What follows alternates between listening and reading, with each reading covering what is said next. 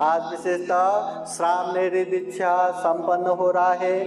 महाकारुणिक तथागत बुद्ध के समय से इस तरह से स्त्रियां भी बुद्ध शासन में प्रवचित होते थे, दुख मुक्त निर्वाण तक प्राप्त करते थे। तथागत बुद्ध के माँ के बाद माँ बन के जिसने पालन पोषण किया वो महाप्रजापति गौतमी।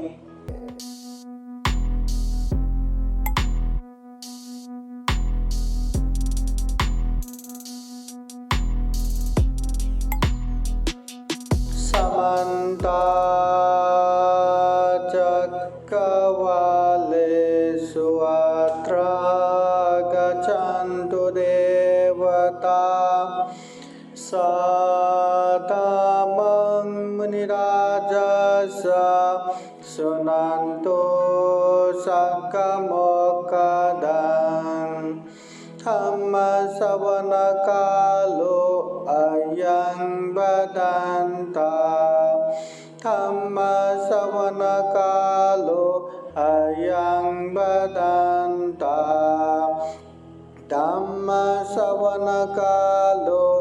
अयं वदन्ता।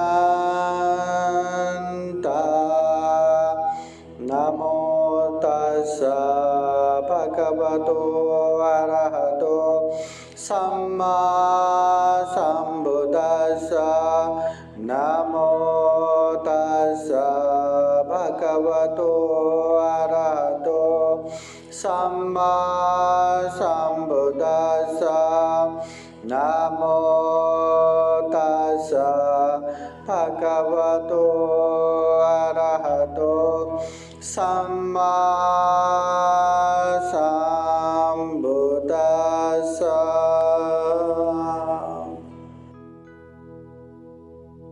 महाकारुणिक तथागत भगवान बुद्ध को त्रिवार वंदना।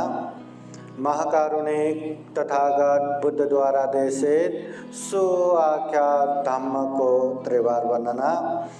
महाकारुणिक तथागत बुद्ध के आर्य श्रावक संघ को त्रिवार वंदना।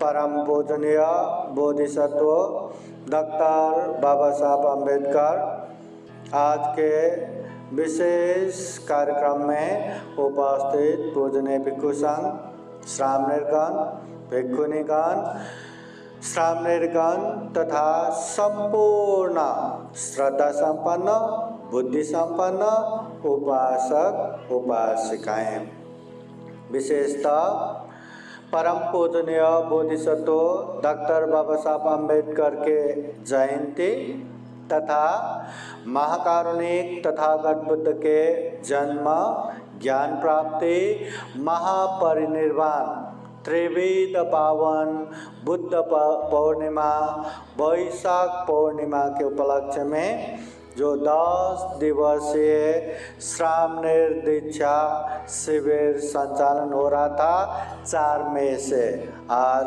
14 मई समापन समारोह है। तो सर्वप्रथम ये जो शिविर में 30 कुल पुत्रियां उपासिकाएं अपने आंग पे चेवर धारण करके 10 दिवस श्रामणेरी दीक्षा प्रशिक्षण ले रहे हैं। सर्वप्रथम जो 10 दिन तक श्रामणेर दीक्षा लेके जीवन के लिए खूब कल्याण का मार्ग अपनाया है, उन सभी श्रामणेरियों को आने वाले जीवन में बुद्ध धम्म संघ का आशीर्वाद हमेशा हमेशा रहे। जीवन में खूब अच्छा इंसान बन के खूब पुण्य धम्म करते हुए ये मनुष्य जीवन सफल सार्थक बनाए, ऐसी कामना तथा आशीर्वाद देते हैं। बोलिए साधु साधु साधु। राजगृह लोकोत्तर बुद्धिस्ट धम्म विनय ट्रस्ट द्वारा ये दूसरी वर्ष ये श्रामणेर दीक्षा प्रशिक्षण कार्यक्रम संचालन हो रहा है। ये बहुत अच्छा है। महिलाएं आंग पे चेबर लेके और ध्वज ये चेबर धारण करके जो दीक्षा में बैठते हैं जो विनयशील में रहते हैं, ये खूब अच्छा है। घर में अगर एक महिला शिक्षित हो तो घर के सारे शिक्षित हो जाता है। एक महिला विनयशील हो तो घर के सारे विनयशील होने के लिए हमेशा प्रेरित रहता है। तो घर के महिला इस तरह दीक्षा लेके बुद्ध धम्म में प्रशिक्षित होंगे तो आने वाले समय निश्चित रूप से बुद्ध धम्म खूब अच्छे से आगे बढ़ेंगे, ऐसे हम कामना कर सकते हैं। इसलिए बुद्ध धम्म में जिस तरह पुरुष आगे बढ़ते हैं, महिलाओं के लिए भी कोई बाधा नहीं, वो भी समान अधिकार के साथ आगे बढ़ सकते हैं, दुख मुक्त मार्ग फल प्राप्त कर सकते हैं। और इस तरह से प्रशिक्षण होना बहुत सुखद कल्याणकारी है और ये सभी के लिए सुखद विषय है। अब समय को ध्यान में रखते हुए कुछ बातें ही आप लोगों को बताता हूँ, संक्षिप्त में ही बताता हूँ।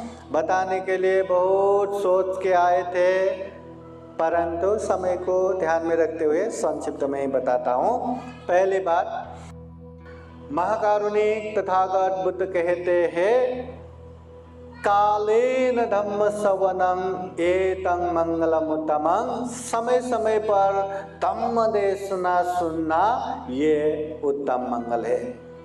महाकारुणिक तथागत बुद्ध जब पुण्य क्रिया का उपदेश देते हैं, 10 प्रकार के पुण्य क्रिया का उपदेश देते हैं। दान देना पुण्य है, शील पालन करना पुण्य है, ध्यान भावना करना पुण्य है। उसी तरह सामान्य व्यक्ति का सम्मान करना, सेवा करना पुण्य किया है तो सबका कल्याण हो कामना करना। कोई ऐसे कामना करते हैं तो साधु साधु करके अनुमोदन करना, धम्म देशना सुनना, ये पुण्य क्रिया है। तो इन 10 पुण्य क्रियाओं में धम्म देशना सुनना भी पुण्य क्रिया है। हम वही पुण्य कर रहे हैं, हम वही मंगल कर रहे हैं, धम्म देशना सुन रहे हैं। धम्म देशना सुनना बहुत जरूरी है। सुनेंगे तो समझ पाएंगे, समझ पाएंगे तो व्यवहार में पालन करने के लिए हम प्रेरित होंगे, व्यवहार में पालन करेंगे तो ही हमारा कल्याण होगा। बुद्ध बार बार कहते हैं, सुनाथ धारेथ चराथ धम्म, ये जो धम्म का उपदेश मैं देता हूँ ये सबसे पहले तो सुनना है, जो सुनते हैं उसे धारण करना है, जो धारण करते हैं उसे परिचय करना है, जांचना है, और अच्छा लगा तो व्यवहार में भी पालन करते करते जाना है। इसी में हमारा कल्याण है। तो धम्म देशना सुनना चाहिए, परंतु बहुत सारे उपासक उपासिकाएं ऐसा भी सोचते हैं कि हम बार बार धम्म देशना सुनते रहते हैं, लोगों को सुनाते हैं, धम्म का कार्यक्रम करते रहते हैं, हमसे अच्छा उपासक कौन है, हमसे अच्छा उपासिका कौन है। लेकिन मानिए, धम्म देशना सुनना प्रारंभ मात्र है, धम्म देशना ही सारा बुद्ध धम्म नहीं है। जानो, एक बार तथागत बुद्ध के पास एक उपासक आते हैं और कहते हैं, भगवान आप इतना अच्छा उपदेश देते हैं, दुख और दुख मुक्ति का उपदेश देते हैं, और सुनने वाले भी इतने ध्यान से श्रद्धा से सुनते हैं, ऐसा लगता है कि सारे के सारे दुख मुक्त हो गए होंगे। बुद्ध कहते हैं, नहीं उपासक, ऐसा नहीं होता। अनेक उदाहरण देके बुद्ध समझाते, जो उपासक उपासिकाएं अच्छे से धम्म सुनते हैं, ग्रहण करते हैं और बाद में जाके पालन करते हैं, वही व्यक्ति दुख मुक्ति के मार्ग फल तक पहुंच सकता है। केवल धम्म देशना सुनेंगे, शांत पूर्वक ध्यान पूर्वक धम्म को ग्रहण करेंगे, मगर यहाँ से जाने के बाद धम्म का पालन नहीं करेंगे, धम्म का अभ्यास नहीं करेंगे, केवल पढ़ने पढ़ाने में, केवल सुनाने में तक ही सुरक्षित रखेंगे, तो वो व्यक्ति कभी भी दुख मुक्ति की तरफ नहीं बढ़ सकता। इसलिए धम्म सुनने के साथ साथ धम्म को जानना, परिचय करना और पालन करना भी जरूरी है। इसीलिए ये 10 दिवसीय शिविर में बैठने वालों का महत्व बढ़ता है। आप लोग धम्म की बातें सुनेंगे, घर जाएंगे, उस समय तक याद रखेगा नहीं रखेगा पता नहीं, याद रखा तो भी पालन करेगा नहीं करेगा उसका कोई गारंटी नहीं है। परंतु 10 दिवसीय शिविर में रहने वाले प्रत्येक व्यक्ति, प्रत्येक प्रवचित व्यक्ति धम्म की बातें सुनते भी है और पालन भी करते हैं। पालन नहीं किया तो उसके गुरु जी हाथ में लकड़ी लेके भी उन लोगों को संयम में रखेगा, विनय में रखेगा, बिगड़ने नहीं देगा। पालन करने के लिए हमेशा प्रेरणा भी देगा और भयभीत करा के उन लोगों को सीमा में रखेगा, पाप से दूर धम्म में ही सीमित करके रखेगा। इसलिए ये जीवन महत्वपूर्ण है। तो धम्म की बातें सुन के पालन करना बहुत जरूरी है। एक बार महाकारुणिक तथागत बुद्ध के पास सुबह मानवक आते हैं और बुद्ध से पूछते हैं, भगवान इस दुनिया में इंसान होके भी एक समान नहीं है, क्यों? कोई गरीब है, कोई धनी है, कोई अल्पायु है, कोई दीर्घायु है, कोई दिखने में अच्छे दिखते हैं, कोई दिखने में घिनौना दिखते हैं, कोई बलवान है, कोई कमजोर है, कोई एकदम जन्म होते ही करोड़ों धन संपत्ति का मालक, लाखों लोगों का सलामी, कोई जन्म होते ही कूड़े कचरे में फेंका जाता है, कोई बुद्धिमान है, कोई अज्ञानी है। इंसान होके एक समान नहीं, इसका कारण क्या है? बुद्ध समझाते हैं और बताते हैं, सब्बे सत्ता कम्म सका, ये जो भी हो रहा है, जैसा भी हो रहा है, अपने अपने कर्म की वजह से है। कर्म बोले तो काम बोले तो जो हम शरीर से करते हैं, जो वाणी से बोलते हैं, जो मन से सोचते हैं, जो जैसा कर्म करता है उसको वैसा ही परिणाम मिलता है।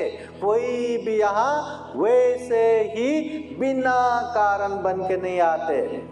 अगर ऐसा होता तो कोई जन्म होने के बाद बिना पढ़े वो PhD डॉक्टर होना चाहिए था, डॉक्टर इंजीनियर होना चाहिए था, नहीं होता। उसके मेहनत ही उसे वहाँ तक पहुँचा देता है। इसलिए यहाँ जो जैसा हो रहा है सबका कारण अपना अपना ही कर्म है। कर्म दाया था, इसलिए कर्म ही अपना है, उसका मालक हम ही है। कर्म योनि, कर्म से ही जन्म होता है। कर्म बंधु, कर्म ही हमारा बंधु है। कर्म पति शरणा, कर्म ही हमारा शरण है। बुद्ध धम्म संघ के शरण जीवन भर जाके भी अगर व्यवहार से कर्म से हम पालन नहीं करेंगे तो कोई लाभ नहीं होगा। कर्म ही हमारा शरण है। यं कर्मं करी संति कल्याणं वा पापकं वा। इसलिए बुद्ध कहते हैं, जो जैसा कर्म करता है, चाहे अच्छा कर्म करो चाहे बुरा कर्म करो, तत्सदायादा भविष्यन्ति, वो उसका मालक खुद ही बनता है।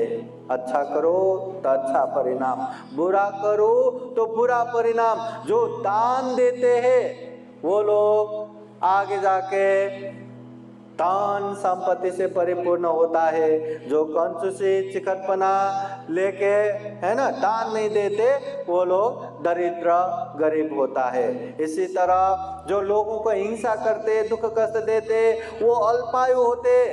जो लोगों के प्रति मैत्री भाव रखते, हिंसा से दूर रहते, वो दीर्घायु होते हैं। इसी तरह तथागत बुद्ध ने एक एक चीज का अच्छे से वर्णन करके बताया है। तो याद रखना, जो जैसा करता है उसको वैसा ही परिणाम मिलता है। लोगों को लगता है, दिखता है, जो बुरा काम करते हैं, जो बुरे बुरे चीज़ों में लगते हैं, वही पैसा कमा रहा है, उसी का गाड़ी बंगलो हो रहा है, उसी का धन संपत्ति हो रहा है। अच्छे करने वाले तो झोपड़पट्टी में रह रहा है, रूखा सूखा खा रहा है, इसलिए गलत करना चाहिए, ऐसा भी कोई कोई लोगों को लगता है। लेकिन मानिए, गलत चीज करके, गलत काम करके कोई अच्छा हो, कोई सुखपूर्वक रहे, ऐसा होता नहीं, ऐसा हो नहीं सकता। लोग जीवन भर गलत काम करते, स्वार्थ के लिए, धन संपत्ति के लिए, परिवार के लिए अनेक अनेक पाप करते हैं और बाद में उसी को याद कर करके पछतावा करके बैठते, अरे मैंने ऐसे पाप किया, अब मैं क्या करूं, अब मैं कहाँ भागूं, अब मैं कहाँ छुप के बैठूं। बुद्ध कहते हैं, इस दुनिया में पाप से बचने की जगह कहीं भी नहीं है। छुपेंगे तो कहाँ छुपेंगे? जमीन में, पानी में, आकाश में। बुद्ध कहते हैं, न अंतलिखे न समुद्र मध्य न पब्बतानंग विवरंग भविष्य। अगर कोई व्यक्ति पाप करता है और पाप से बचने के लिए पानी के नीचे या जमीन के पहाड़, कंदरा, गुफाओं में या आकाश में छुप के बैठे, पाप से बचने की जगह इस दुनिया में कहीं भी नहीं है। इसलिए बुद्ध कहते हैं, ऐसा कम ही मत करो जो बाद में हमें रुलाएगा, बाद में हमें पछतावा करेगा, बाद में हमें अनेक तरह से दुष्परिणाम देगा। ऐसा कम मत करो, ऐसा कम करो जो कभी भी याद आए तो मन को प्रसन्नता दे, मन को खुशी दे। ऐसे अच्छे काम ही करो, तथागत बुद्ध कहते हैं। ये भी तथागत बुद्ध के खूब अच्छा उपदेश जो हमें जीवन भर तक काम आएगा। और एक चीज याद रखना, बुद्ध कहते हैं, द्वे में धम्मा लोकं पालन्ते। इस पूरे दुनिया को दो चीजें, दो गुण धम्मा पालन करता है, रक्षा करता है पूरे दुनिया को। कत्तम में द्वे, वो दो क्या क्या है? बुद्ध कहते हैं, हीरिंग च ओतपंग च। हीरी और ओतप्पा। हीरी बोले तो लज्जा, ओतप्प बोले तो भय।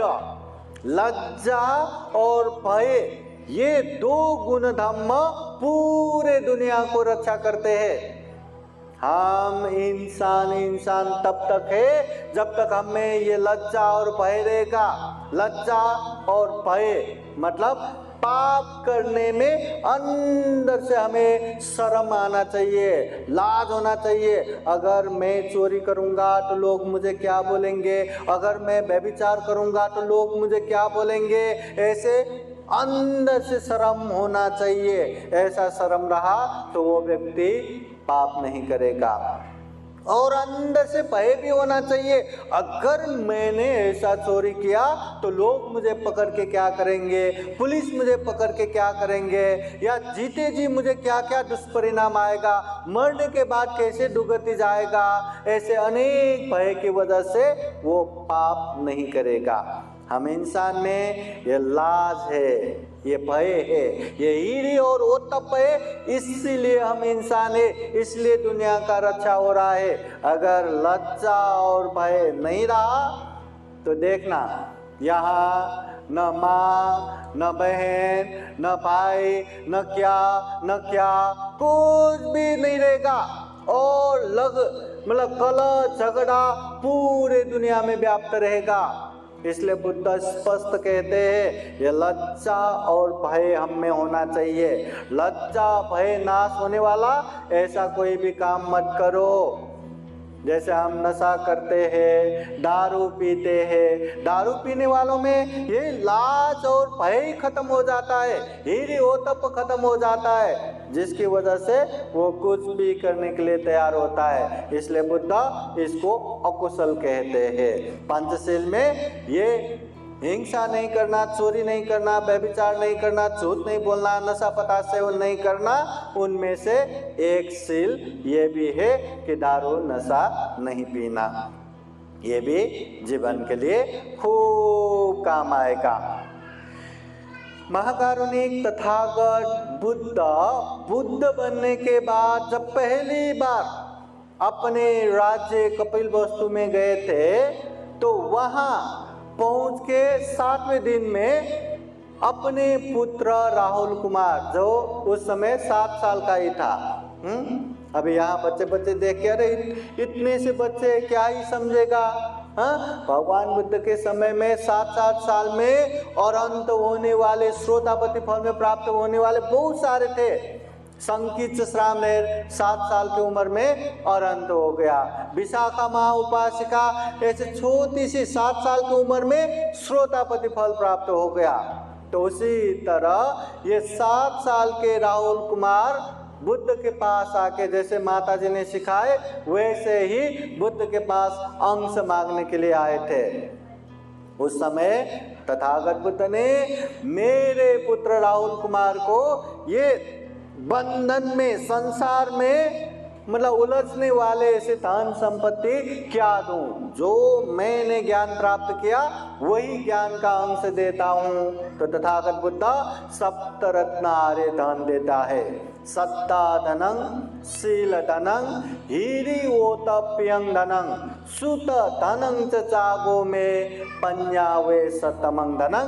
ये 7 धन संपत्ति सभी को चाहिए, सर्वान पाइजे कि नहीं? दान संपत्ति के लिए लोग सुबह नहीं कहते, शाम नहीं कहते, हर समय काम में लगते, हर चीज छोड़ के दान संपत्ति के पीछे भागते हैं। बुद्ध कहते हैं वो पाइए दान संपत्ति हमें साथ देगा नहीं देगा उसका कोई गारंटी नहीं है। अच्छे से सदुपयोग किया तो साथ देगा, नहीं तो बुद्ध कहते जहरीला सांप समान है, कभी भी डस लेता है। भाई भाई, बहन बहन, अपनों में भी बाधा, अपनों में भी दुश्मनी पैदा करता है। और वो दान संपत्ति ये पानी में बहा के भी खत्म हो जाता है, आग में जल के भी खत्म हो सकता है, शत्रु षड्यंत्र करके भी खत्म कर सकता है, चोर डाकू लूट के भी खत्म कर सकता है, सरकार सर्वस्व हरण करके भी खत्म कर सकता है। तो वो दान संपत्ति से भी ज्यादा बुद्ध कहते हैं ऐसे दान संपत्ति के पीछे जाओ। जो दान संपत्ति प्राप्त हुआ तो जीवन भी सुख शांतमय होगा, इंसानों में सर्वश्रेष्ठ मनुष्य भी बनेगा और जहां जैसा रहेंगे सुख ही सुख होगा। तो वो धन संपत्ति सप्तरत्न आर्य धन, 7 प्रकार के आर्य धन बुद्ध कहते हैं। श्रद्धा धनं, शील धन, हीरे अर्थात लज्जा धन, ओतप्प अर्थात भय धन, श्रुत धन, त्याग धन, प्रज्ञा धन, ये 7 प्रकार के धन हम में होना चाहिए। श्रद्धा धन बोले तो बुद्ध धम्म संघ के प्रति खूब विश्वास होना, 4 आर्य सत्य के प्रति विश्वास होना, कर्म और कर्म फल के प्रति विश्वास होना। शील धन बोले तो हमेशा शील में परिपक्व होना, किसी भी हालत में शील को बिगाड़ने नहीं देना। लज्जा धन बोले तो हमेशा गलत काम करने में लाज होना। भय धन बोले तो हमेशा पाप करने में भय होना, डर त्रास होना। श्रुत धन बोले तो धम्म के विषय में अनेक ज्ञान हासिल करके बहुश्रुत होना। त्याग धन बोले तो दूसरों के हित उपकार के लिए हमेशा दान देने के लिए तत्पर होना। और प्रज्ञा दान बोले तो अच्छे बुरे की पहचान करते हुए बुराई से दूर रहना, अच्छाइयों में हमेशा आगे बढ़ना। तो ये 7 धन हम में होना चाहिए। क्या ये 7 धन हम में है क्या? थोड़ा थोड़ा सब में रहता है। हाँ, श्रद्धा सब में है, शील सब में पालन करते हैं, पाप में लाज भी है, पाप में भय भी है, थोड़ा बहुत हम जानते हैं, श्रुत भी है, दान देते, त्याग भी है, हाँ, अच्छे बुरे का पहचाने, प्रज्ञा भी है। तो ये सारा का सारा गुण धम्म थोड़ा थोड़ा है, तो क्या हम सप्तरत्न आर्य धन में परिपूर्ण हुआ क्या? हमें ऐसा जांचते जांचते आगे बढ़ना चाहिए। श्रद्धा में परिपूर्ण होना है, शील में परिपूर्ण होना है, गलत कामों में लाज हमेशा रहना चाहिए, चाहे अकेले हो या सबके सामने हो। पाप करने में हमेशा भय होना चाहिए, चाहे अकेले में हो या सबके सामने हो। बहुश्रुत होना चाहिए, दान त्याग में परिपूर्ण होना चाहिए, और प्रज्ञा में परिपूर्ण होना चाहिए। ये सप्तरत्न आर्य धन हम में भी होना चाहिए। बुद्ध कहते हैं दुनिया के सारे धन संपत्ति से परिपूर्ण व्यक्ति महाधनी है, महाभोगी है या नहीं है, परंतु जो व्यक्ति में ये 7 आर्य धन रहेगा वो निश्चित रूप से महाधनी है, निश्चित रूप से महाभोगी है। तो ऐसा सप्तरत्न आर्य धन हम में होना चाहिए। अब एक प्रसंग, आज विशेषतः श्रामणेरी दीक्षा संपन्न हो रहा है। महाकारुणिक तथागत बुद्ध के समय से इस तरह से स्त्रियां भी बुद्ध शासन में प्रवचित होते थे, दुख मुक्त निर्वाण तक प्राप्त करते थे। तथागत बुद्ध के माँ के बाद माँ बन के जिसने पालन पोषण किया वो महाप्रजापति गौतमी जीवन के 80 साल की उम्र में तथागत बुद्ध के शरण आए, भिक्षुनी बने, पहला बुद्ध शासन में पहला भिक्षुनी बने, और उनके साथ साथ 500 ये महिलाएं भी ला के 500 को भी भिक्षुनी बनाया। तो इस तरह महाप्रजापति गौतमी भिक्षु बन गए, बाद में दुख मुक्त निर्वाण प्राप्त हो गए। फिर उसके बाद पटाचारा जीवन में अनेक अनेक दुख कष्ट सहने के बाद, पागल होने के बाद भी वो बुद्ध के शरण में आए और भिक्षुनी बन के वो भी दुख मुक्त हो गए। कृषा गौतमी जिसने मरे हुए अपने बच्चे को अपने सीने से लगा के वैद्य के घर में जा रहा था कि मेरे बच्चे सो रहा है, उसको उठाओ। बाद में बुद्ध के उपाय कौशल्य द्वारा उसने महसूस किया कि बच्चे तो मर गए, फिर से जिंदा होने वाला नहीं है। बच्चे का अंत्येष्टि करने के बाद अब मैं ये ग्रस्त जीवन में नहीं रहूंगा करके वो भी बुद्ध के शरण में आए, भिक्षुनी बने, वो भी दुख मुक्त बन गए। बुद्ध के समय में अति सुंदरी एक उत्पल वर्णा, इतने सुंदर जैसे कमल के पंखोड़ी जैसे, इतने सुंदर, जैसे ही जवान हो गए हर तरह से उसको शादी के लिए वहाँ आ गया। मतलब छोटे से परिवार से लेके, श्रीमंत से लेके, राजकुमार से लेके, बड़े बड़े अधिकारी से लेके, देश विदेश से उससे शादी करने के प्रस्ताव आने लगा। तो ये चीज़ देख के उसके पिताजी डरते हैं और उत्पल वर्णा के पास जाके कहते हैं कि समय ऐसा है, या तो तुम्हें टुकड़े टुकड़े करके एक एक सबको देना पड़ेगा, या तो ऐसा ही तुम्हें कुछ करना पड़ेगा कि तुम्हें शादी करना ना पड़े, क्योंकि किसी एक से शादी कराऊं तो ये समाज में मैं जिंदा नहीं रह पाऊंगा, क्या करेंगे।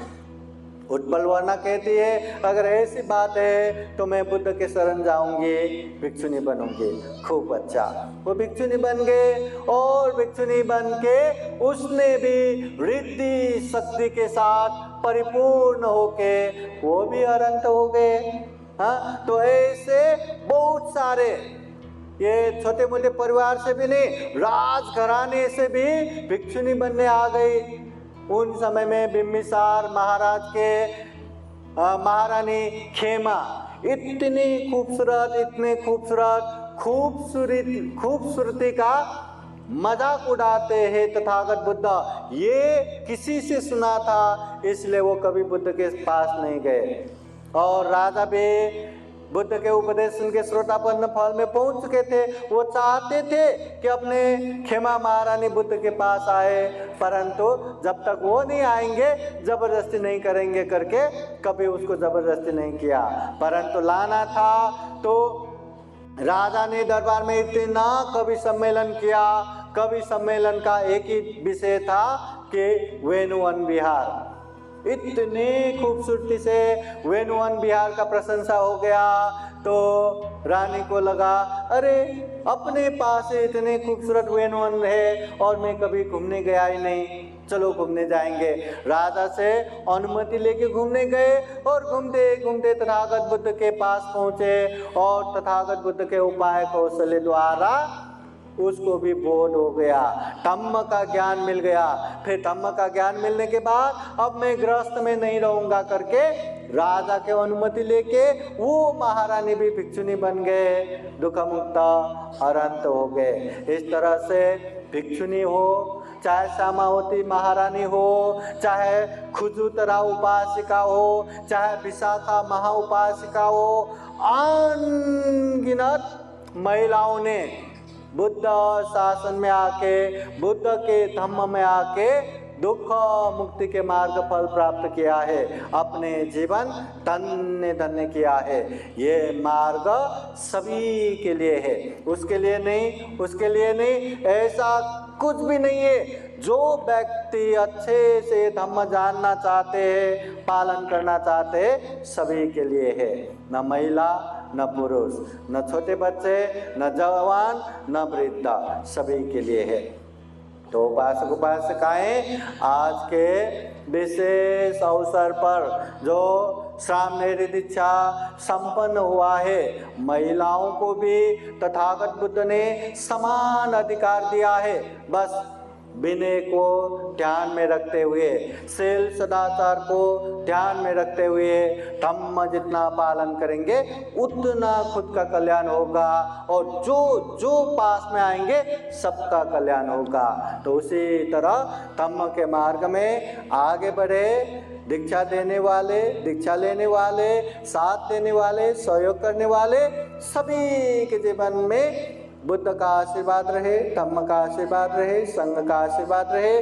जीवन में खूब खूब पुण्य धम्म करते हुए ये दुर्लभ जीवन, ये अमूल्य जीवन, प्राणी जगत में सर्वश्रेष्ठ मनुष्य जीवन को सफल बनाए, सार्थक बनाए, अंत में जन्म जरा व्याधि मरण से मुक्त निर्वाण तक प्राप्त कर सके, ऐसी कामना करते हुए ये धम्म देशना यहीं समापन करते हैं। सभी का मंगल हो, सभी का कल्याण हो। भवतु सब्ब मंगलम्। साधु साधु साधु। बुद्धं नमामि, बुद्ध को नमन करता हूँ। धम्मं नमामि, धम्म को नमन करता हूँ। संघं नमामि, संघ को नमन करता हूँ।